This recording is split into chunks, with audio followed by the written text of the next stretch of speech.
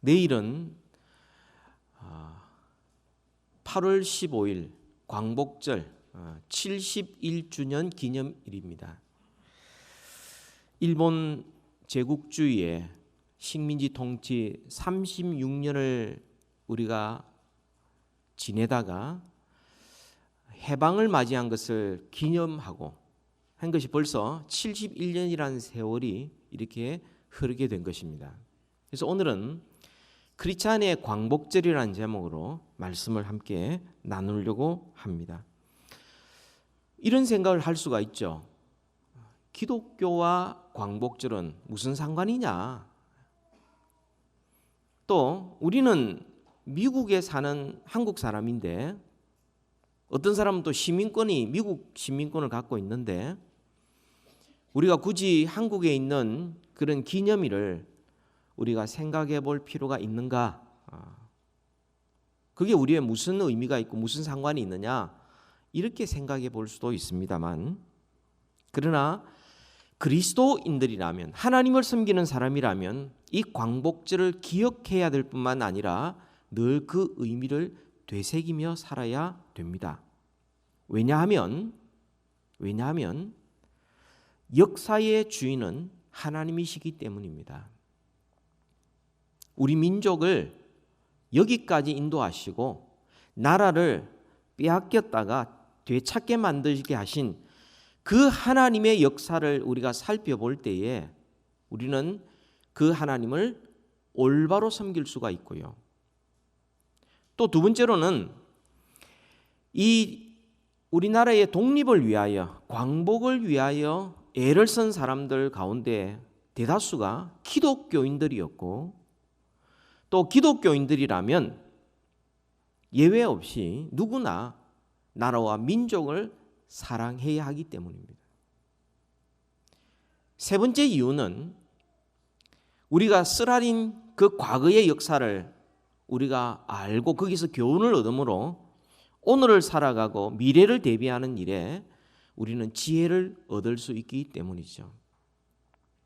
그래서 우리는 이 광복절을 생각하면서 우리는 하나님의 역사를 기억하고 나라와 민족을 사랑하는 우리 그리스도인들의 본연의 자세를 회복하고 그리고 역사를 통하여 교훈을 얻음으로 미래를 대비하는 그것이 올바르기 때문에 오늘은 야고보서를 중단하고 이렇게 8월 15일 광복절을 기념하여 하나님의 말씀을 함께 나누게 되었습니다. 여러분, 일본 제국주의에 의해서 우리 조선이 식민지 되어가는 과정은 여러분들이 상식적으로 잘 아실 것입니다. 1905년 11월에 을사보조약을 체결하게 됩니다. 이것은 조선의 모든 외교권, 경제권, 정치권 이런 것들을 다 박탈하는 그 조선의 황제 고종과 그리고 조선에 파견된 일본 총독이 같은 레벨로 이렇게 하도록, 그리고 체결하는 모든 것이 일본의 허락 아니고는 효력이 없는, 이게 을사보조약이죠. 을사능력이라고도 합니다. 그로부터 2년 뒤에 고종이 1907년에 헤이그에서 있는 세계 만국 평화회의에 밀사 세 사람을 파견하지만 실패로 돌아갑니다. 그로부터 2년 뒤 1909년에 그 모든 이 식민지화를 앞장섰던 2등 방문을 우리 안중근 의사가 하얼빈역에서 암살을 하게 됩니다. 그것을 빌미로 일본이 본격적으로 한국을 이제 없애려고 하는 그런 작업을 하고, 그로부터 1년 뒤 1910년 8월 22일 날 조인을 하고 29일 날 효력을 발생한 한일 합방입니다. 이 한일 합방을 통해서 우리나라는 나라가 없어져 버렸습니다. 분명히 조선 사람이고 한국 사람인데 더 이상 한국 사람이 아닙니다. 우리가 살아가는 분명히 우리의 땅인데 더 이상 우리 땅이 아닙니다. 주권도 사라져버렸고 그리고 점점점 말과 이름도 없어지게 됩니다. 언론의 자유 없습니다. 모일 수 있는 자유, 또 신앙의 자유도 박탈당하게 됩니다. 1910년에 일어났던 이 한일 합방, 경술련에 일어났다고 해서 경술국치라고 그러죠. 국가적인 수치 혹은 경술외란이라고도 부르기도 합니다. 그 해 12월에 대표적인 한 사건이 일어나겠는데 이게 105인 사건입니다. 이 한일 합방을 이루 나아가는 일에 가장 걸거친 그런 존재가 장애물들이 기독교인들이었습니다. 그래서 1910년 12월 9일 날 경의선에 압록강 철교를 개통하는 거기에 데라우치 총독이 참관하기로 하고는 그리고는 기독교인들이 이 암살 계획을 세웠다. 해가 대대적으로 한반도 전체의 기독교 지도자 700명을 체포를 하고 그 가운데 122명을 기소를 하고 그 가운데 105명을 감옥에 집어넣었습니다. 한일 합방이 있고 난 다음에 제일 먼저 손본 것이 바로 기독교 지도자들이었습니다. 그게 유명한 105인 사건입니다. 1910년에 일어나고 난 다음 그로부터 9년 뒤에 우리나라에서 그 유명한 1919년 3월 15일 날 우리 독립운동이 일어나게 된 것이죠. 그 3.1 독립운동이 시작될 때에 기독교인들이 중심으로 교회 안에서 그것이 인쇄가 되어지고 그리고는 교인들이 독립운동가가 되어서 사람들에게 태극기도 나누어지고 그렇게 하고 그 독립운동했던 민족대표 33인들 구성을 보면은 불교의 대표가 2명, 천도교 대표가 15명, 그리고 기독교 대표가 16명이었습니다. 그 당시 우리나라의 기독교 인구가 10만 명이 채 되지 않는 그런 상황에 민족 대표 33인 가운데 거의 절반에 가까운 16명의 기독교인들이 독립운동에 앞장섰던 것입니다. 1919년 독립운동이 있었지만 결과적으로는 실패했습니다. 그때부터 일본 식민주의, 제국주의가 대대적으로 탄압을 하기 시작을 했습니다.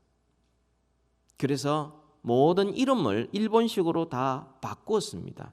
창시개명이라고 그러죠. 한국말을 쓸 수가 없이 모든 말들은 일본어를 사용해야 했습니다. 젊은 여자들에게 계속해서 나라를 위해서 나아가라 해서는 전쟁터에 끌고 가서 성노예로 삼았습니다. 그리고 남자 청년들에게는 국가와 민족을 위하여 살아라, 결국 일본 제국을 위해서 살아라 하면서 강제로 징용해서 총알바지나 혹은 강제 노역을 시켰었습니다. 그 기간 동안에 3.1 독립운동에 앞장섰던 수많은 지도자들이 변절을 했고 수많은 교회가 문을 닫았고 그리고 많은 백성들이 이제는 우리에게는 소망이 없다. 이제는 현실을 받아들이자. 조용히 절망하였었습니다. 그런데 전혀 예기치 못하게 우리가 어떻게 할 수 없는 그런 상황이었을 때 1945년 8월 15일 해방이 된 것입니다. 얼마나 그들에게는 기쁨의 날이었겠습니까? 민족의 역사상 이만큼 암흑기는 없었습니다. 여러분, 광복이라는 말은 빛이 다시 비춘다는 거죠. 빛을 잃었던 민족에게 빛이 다시 비추어서 빛 가운데 날아와서 다시금 자기의 이름을 회복하고 우리의 민족의 말과 글을 회복하고 주권을 회복하고 우리나라를 회복하는 바로 그런 일들이 일어나게 된 것입니다. 이것이 바로 광복절입니다. 여러분, 성경에 보면은 이런 광복절이 우리나라에만 있었던 것은 아닙니다. 이스라엘 민족의 역사에도 이런 일이 있었습니다. 오늘 본문 시편 126편에 보면 여호와께서 시온의 포로를 돌려보내실 때 우리는 꿈꾸는 것 같았도다. 이스라엘 백성들이 하나님을 거역하고 우상 숭배에 빠져서 범죄했을 때 하나님께서 그들을 심판하셔서 그들이 바벨론으로 포로로 잡혀갔습니다. 그 유명한 바벨론 유수입니다. 그곳에서 70년이라는 세월을 보내었을 때 우리는 36년밖에 안 보냈지만 그들은 70년을 보내면서 그곳에 정착을 했고 그 나라 사람이 되었습니다. 그런데 하나님께서는 약속하신 대로 70년이 지나서 이스라엘 백성들을 고향으로 보내어주시고 포로의 자리에서 자유인으로 만들어 주셨습니다. 여러 차례에 걸쳐서 다시금 고향으로 돌아왔는데 그 중에 제1차로 돌아오면서 그 광복의 기쁨을 노래한 것이 바로 시편 126편입니다. 오늘 이 말씀을 중심으로 우리 역사를 살펴보면서 하나님의 백성들에게 광복절은 어떤 의미가 있는가? 우리 크리스찬들은 광복절이 어떤 날인가? 우리 같이 한번 살펴보기를 원합니다. 두 가지를 말씀드리고 싶은데요. 첫 번째로는 이 광복절이 난 하나님이 주신 구원을 기뻐하는 날입니다. 1절부터 3절까지 보면은 우리는 꿈꾸는 것 같았다. 우리의 입에는 찬양과 기쁨이 가득했다. 그러면서 어쩔 줄 몰라 하면서 노래하고 있습니다. 근데 우리가 주목할 점은 이겁니다. 누가 그들을 해방시켰는가? 1절에 보니까 여호와께서 하셨다. 하나님께서 하셨다. 여러분, 겉으로 보기에는 하나님은 보이지 않습니다. 페르시아 왕 고레스가 왕이 되고 난 다음에 그 나라의 백성들의 마음을 얻기 위해서 그래서 칙령을 내렸습니다. 자기 나라로 돌아가도록 칙령을 내렸습니다. 겉으로 보기에는 페르시아의 그 강력한 왕이 한 것 같았습니다. 그러나 실제로는 그 고레스 왕의 배후에 역사하신 분은 여호와 하나님이셨습니다. 하나님은 역사의 주인이시요 나라를 세우기도 하고 무너뜨리기도 하시는 하나님이시기 때문입니다. 여러분, 그 당시 상황을 보면요, 나라 있고 포로로 잡혀갔는데 그들이 자유하게 된다다, 고향으로 돌아오게 된다는 것은 그것은 불가능해 보였습니다. 불가능해 보인 바로 그 일을 하나님께서 고레스 왕을 통하여 그 민족을 해방시켜 주시고 다시금 광복의 기쁨을 누리게 만드셨습니다. 우리 민족에게도 그런 일이 있었습니다. 우리 신앙의 선배들이 바로 그것을 경험한 것입니다. 1941년에 제2차 세계대전이 일어나면서 일본은 대동아 전쟁을 시작을 했습니다. 거기에 수많은 우리 한국 사람들 물질을 수탈할 뿐만 아니라 사람들을 강제 징용했고요. 참 비참한 일들이 한두 가지가 아닙니다. 저희 외 할아버지도 신앙생활을 하다가 그 어렵게 밤새도록 먼 길에 가서 지게를 지고 두 사람이 교회 종탑을 어깨로 지어와서 그래서 고향 교회를 지어서 종탑을 올렸는데 그것도 빼앗아갔습니다. 너무 낙심이 되어서 한동안 교회를 출석을 못했었어요. 낙심이 되었어요. 그런 일이 한두 개가 아닙니다.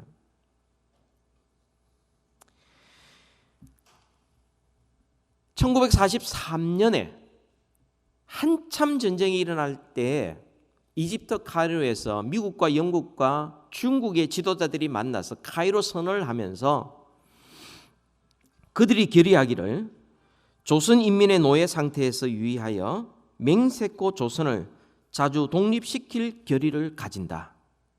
그게 1943년에 그들이 결의를 합니다.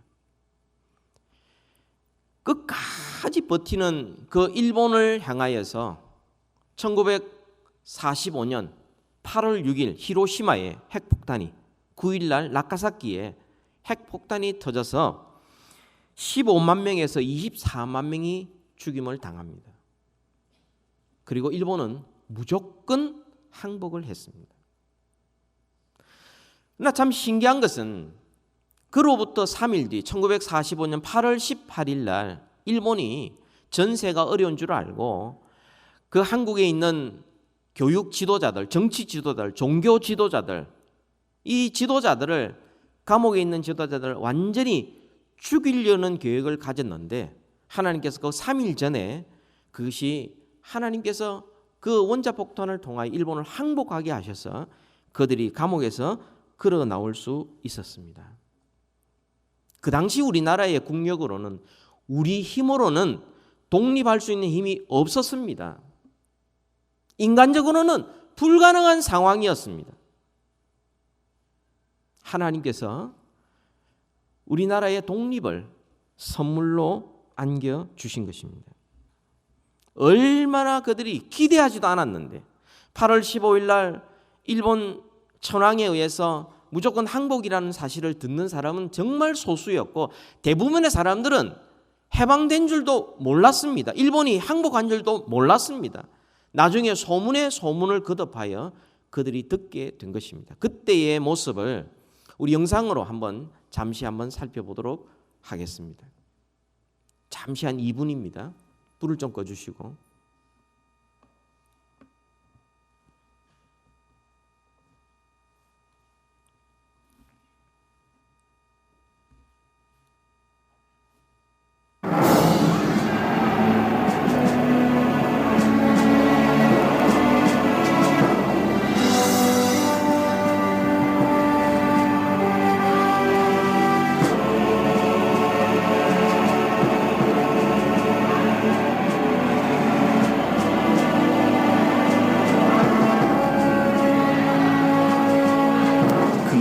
왔다. 그토록 기다렸던 그날이 1945년 8월 15일 찾아온 것이다.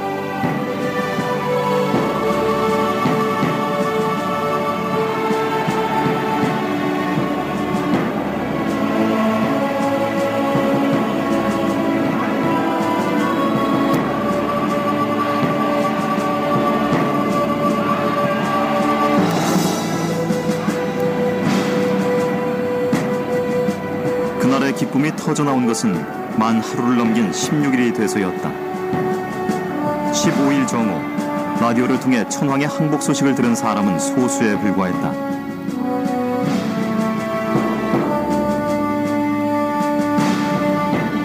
미처 준비할 틈이 없었던 사람들은 일장기에 푸른 물을 들여 만든 태극기를 들고 나왔다. 온몸에서 흘러내리는 땀줄기도 그 감격의 열기를 멈추게 하지는 못했다.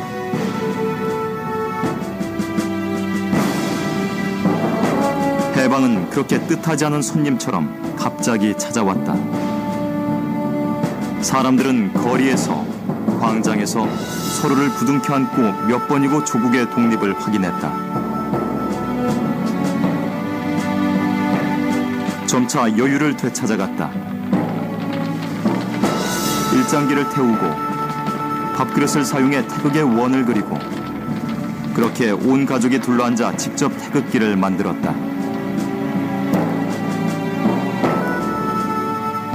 그것은 독립에 대한 확인이자 경건한 의식 그 자체였다.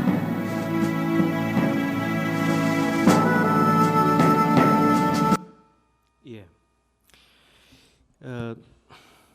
해방이 되고 난 다음에 사람들이 너무 좋아하니까 얼떨결에 나온 사람 중에 일본 모자 쓰고 나왔다가 얻어 터진 사람도 있고요. 일본 몸빼 입고 나왔다가 사람들한테 핀잔 받아 들어간 사람도 있고요. 아무튼 71년 36년 만에 이 자유, 해방, 우리말을 쓸 수 있고 우리나라가 있다는 사실 때문에 그들은 너무나 좋아서 계속 잔치를 했고요. 일본 사람들이 이 사두었던 그 양식 이런 것들을 가져와서는 한 달 동안 동네 잔치도 하는 그런 일들이 있었습니다. 여러분, 크리스찬들은 세상 역사 배후에 역사하시는 하나님의 손을 볼 수 있는 신앙의 안목이 필요합니다. 겉으로 보기에는 연합군의 승리였고 원자폭탄에서 이루고 같았지만 실제로는 하나님께서 우리 민족을 불쌍히 여기셔서 우리 힘으로는 할 수 없는 독립을 하나님께서 선물로 안겨주신 것입니다. 실제로 신앙인 크리스찬의 입장에서 볼 때는 이것은 민족적인 아픔일 뿐만 아니라 신앙적인 아픔이었습니다. 완전히 하나님을 섬기는 자유도 박탈당하는 그런 시기였었습니다. 일본이 섬기는 천조 대신이 있는데요. 그 천조 대신을 섬기는 신사를 한반도 곳곳에 세워두고 거기에 모든 한국 사람들이 참배를 하도록 만들었습니다. 신사참배를 강조했어요. 심지어 어린아이들이 등하굣길에 나아가면서도 그 신사 앞에 가가지고 절을 하고 등하교를 하도록 그렇게 만들었습니다. 우리는 삼일째 하나님의 이름으로 세례를 받지만 일본이 우리를 식민지 삼은 그때는 삼일째 하나님이 아니라 그리스도인들도 반드시 천왕의 이름으로 세례를 다시 받아야 된다. 그게 미소기 바라이라는 것입니다. 그래서 많은 종교 지도자들이 다시 천왕의 이름으로 세례를 받는 변절을 했습니다. 종교의식을 간섭하면서 하나님 앞에 예배드리기 전에 먼저 다 일어나서 동쪽을 향하여 절을 하고 그리고 천왕 만세를 외치고 그 다음에 예배를 시작하도록 강요를 했습니다. 그렇지 하지 않는 교회 목사는 체포되거나 그 교회를 폐쇄를 시켰습니다. 설교 내용도 간섭을 했습니다. 하나님의 나라에 대해서는 설교할 수 없었습니다. 왜냐하면 유일한 나라는 일본밖에 없었기 때문에. 다윗과 요나단 설교할 수 없었습니다. 실제로 그 설교하다가 신학교에서 교수가 체포된 일이 있습니다. 왜냐하면 약한 자가 강한 자를 이긴다는 거, 그거는 곧 이 한국 사람들한테 우리도 이길 수 있다라는 그런 독립심을 키울 수 있기 때문에 그건 하지 못하게 만들었어요. 모세오경 설교 못하게 했습니다. 왜냐하면 민족 해방을 설교하니까. 요한계시록도 설교 못하게 했습니다. 왜냐하면 최후의 심판을 이야기하니까. 고난 속에서 인내하도록 용기를 주니까 못하게 했습니다. 찬송가 가운데 금지하는 찬송가 있었습니다. 십자가 군병들아 주 위에 일어나. 이거 못 부르게 했습니다. 믿는 사람은 군병 같으니 이것도 못하게 했습니다. 일본 군대 외에는 도무지 허용을 못했습니다. 여러분 왜 이렇게 기독교를 다른 여러 종교나 정치나 경제계에도 수많은 핍박이 있었지만 기독교만큼 이런 박해를 받지 않았습니다. 어떤 기독교 교파 가운데 하나는 도무지 견딜 수 없어서 아예 교단을 없앤 그런 기독교 교파들도 있고요. 아예 그냥 만주로 중국으로 그냥 본부를 옮기고 한국에서 철수한, 또 죄송합니다만 천주교는 그 일본 제국주의와 하나가 되어서 식민지화에 앞장섰던 전력도 있습니다. 왜 이렇게까지 기독교를 일본 제국주의가 극심하게 핍박을 했느냐? 그 이유는 기독교인들은 역사의 주인은 하나님이시요. 하나님께서 나라와 민족을 이 땅에 만드셨기에 한 나라가 한 나라를 침범하거나 민족이 민족을 압박하는 그것은 하나님에 대한 범죄로 규정하고 독립투쟁에 앞장섰기 때문입니다. 그래서 1936년부터 조선의 총독이었던 미나미 총독이 이런 말을 종종 했다고 합니다. 한국의 10만 명의 기독교인들을 조심하라. 그들이 바로 항일투사들이고 독립운동가들이다. 끝까지 그 신사참배를 거부하고 미소의 바라기를 거부하고 끝까지 성경을 전하던 그런 사람들은 감옥에 갇히거나 국외로 추방당하였었습니다. 그들 가운데 많은 사람들이 변절을 했고 그들 중에 감옥에 갇힌 사람들 중에서도 변절했지만 그 중에 일부분은 감옥에서 죽임을 당하였고 그 중에 일부분이 나와가지고 이 나라의 민족을 위하여 회개운동을 하고 교회를 새롭게 하기 위해서 세운 학교가 고려신학교입니다. 이게 오늘날 고신대학과 고려신학대학원의 출발입니다. 그래서 그 이름을 따서 우리를 고신이라 이렇게 부르고 있는 것입니다.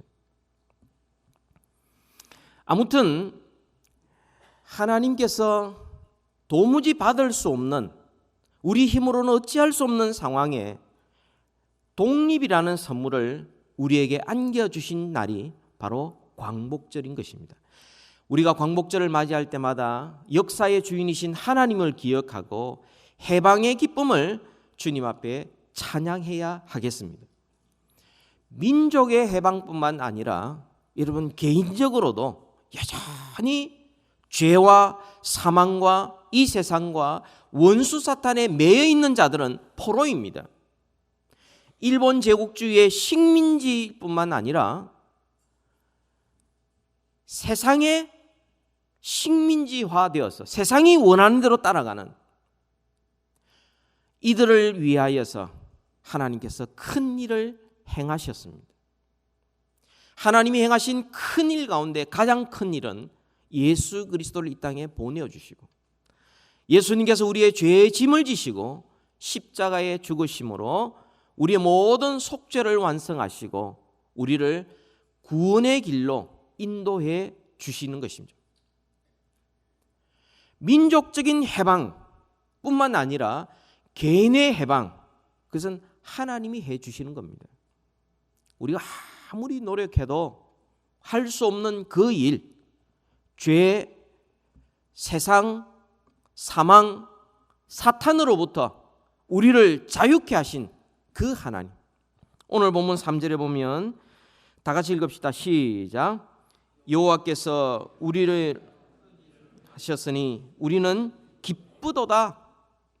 아까 우리가 독립되었다는 사실 때문에 이렇게 기뻐했고 36년간의 압제 가운데서 이제는 자유를 누려서 이렇게 기뻐 즐거워서 누가 시키지도 않았는데 태국기 그리고 누가 시키지도 않았는데 거리로 뛰어나와서 이렇게 좋아하면서 기뻐하였다면 여러분 우리는 얼마나 기뻐합니까? 우리를 구원하시고 우리를 자유케 하시고 우리를 하나님의 자녀 삼으시고 우리를 하나님 나라의 상속자로 삼으신 그 하나님 앞에 기뻐하는 그런 광복절로 되시기를 바랍니다. 광복절이 민족에게만 있는 것이 아니라 우리 개개인에게도 광복절이 있는 것입니다. 두 번째로는요, 이 광복절이 어떤 날인가? 이 광복절은 기도하며 씨를 뿌리기 시작한 날입니다.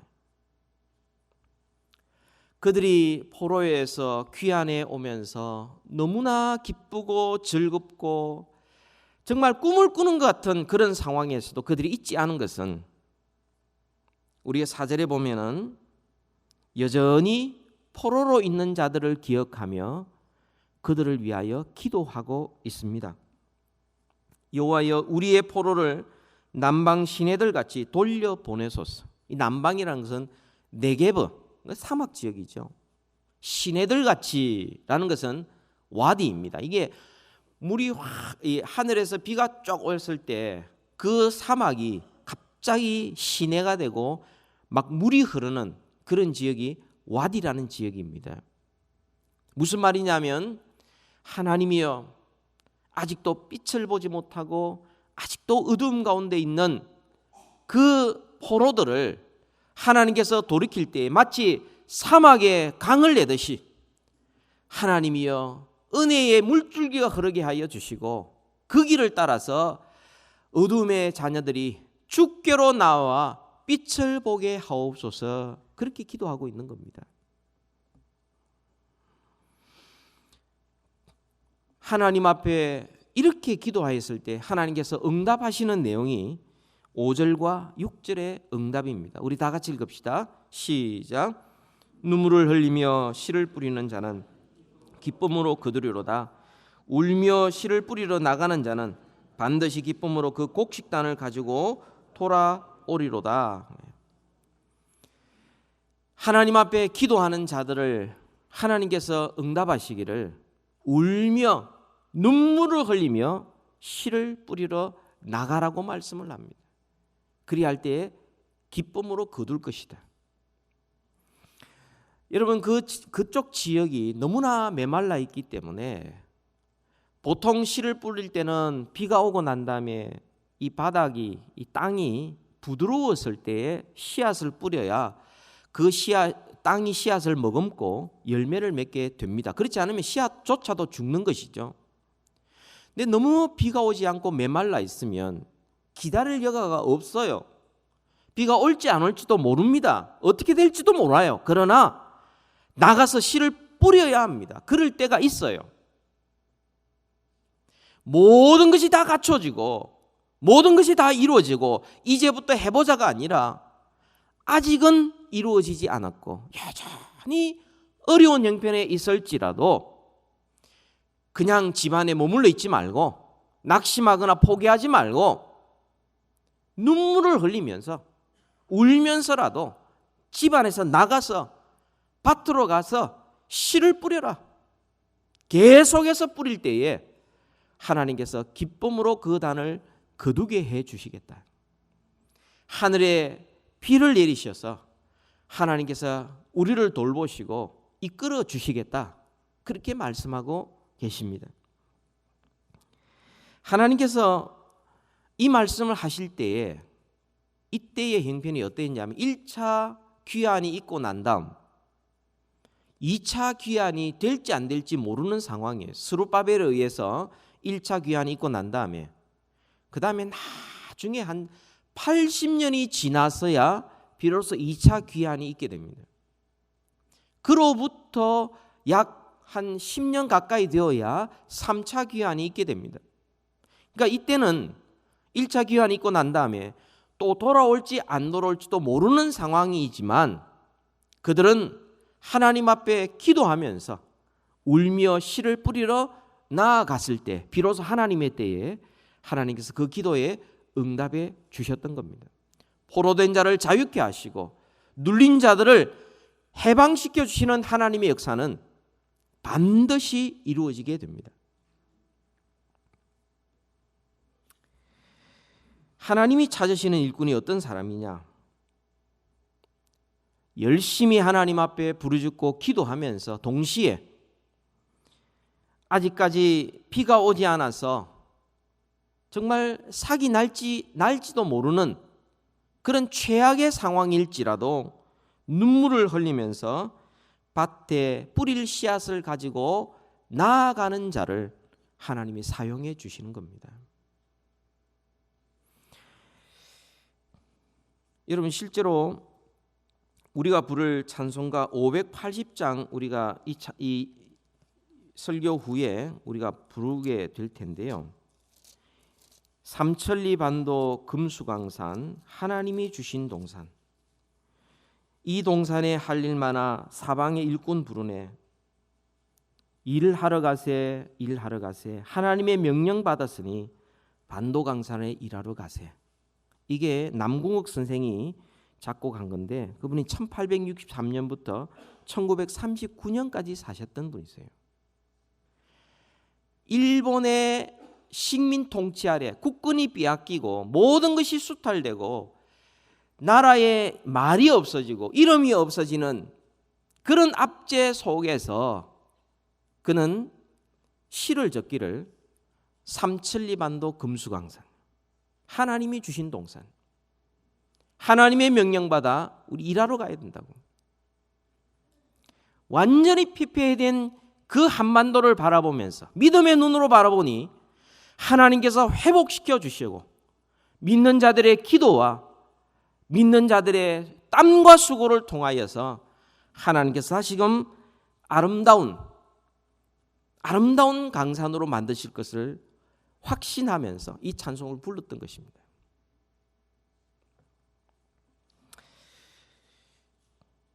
우리는 아직도 빛을 보지 못한 자들, 정치적으로나 경제적으로 혹은 개인적으로 도덕적으로 여전히 빛을 보지 못하고 어둠에 있는 자들을 향하여 우리는 힘이 들어도, 우리는 좀 어려워도 우리는 이 복음의 빛과 기도의 씨앗과 복음의 씨앗을 가지고 나아가야 하겠습니다. 여전히 우리는 분단 국가로 우리가 머물고 있습니다. 한쪽에는 여전히 자유를 누리지 못하고 여전히 억압 가운데 있는데 그것을 살지 못하여 탈북하여 한국에 머무는 사람이 올해 3월 기준으로 29,137명이라고 합니다.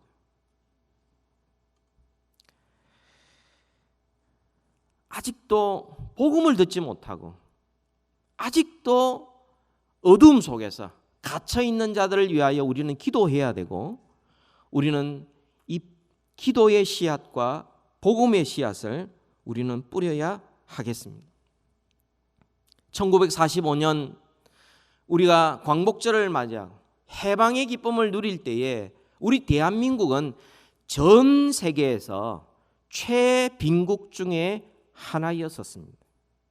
일본이 다 빼앗아 갔는데 남은 게 뭐가 있겠습니까? 정신도 피폐해 있고 사회도 다 무너졌고 물질도 없고 좋은 건 다 가지고 가버렸는데 뭐가 있겠습니까? 최빈국 중에 하나였습니다.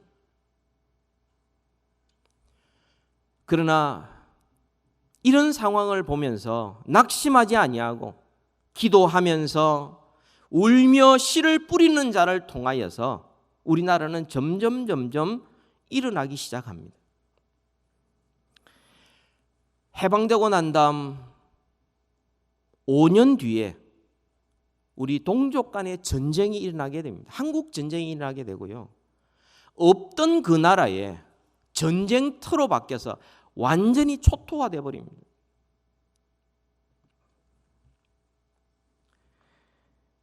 그 이후에 70년, 80년을 지나면서 산업화, 민주화의 갈등과 노력을 통하여서 일어나면서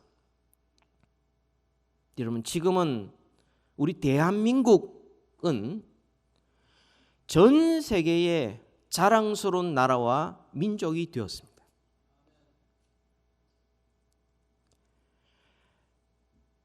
포로되었을 때부터 역사의 주인이신 하나님을 의지하면서 포기하지 아니하고 민족의 독립을 위하여 분연히 일어섰던 우리의 신앙의 선배들이 있었습니다. 그냥 타협시키면서 그냥 타협하며 살아라고 했을 때 그 신앙의 절개를 지키면서 하나님만 섬기겠다고 버텼던 우리의 신앙의 선배들이 있습니다. 해방 후에 한국 동란이 있고 계속 이어지는 민족의 아픔 가운데서도 끊임없이 기도하고 새벽마다 저녁마다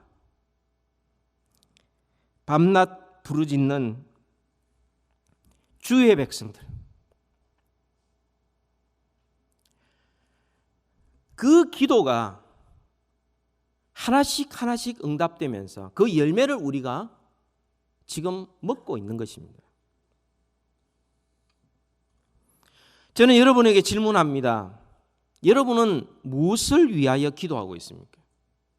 여러분은 우리 다음의 세대들을 위하여 어떤 씨앗을 뿌리고 있습니까?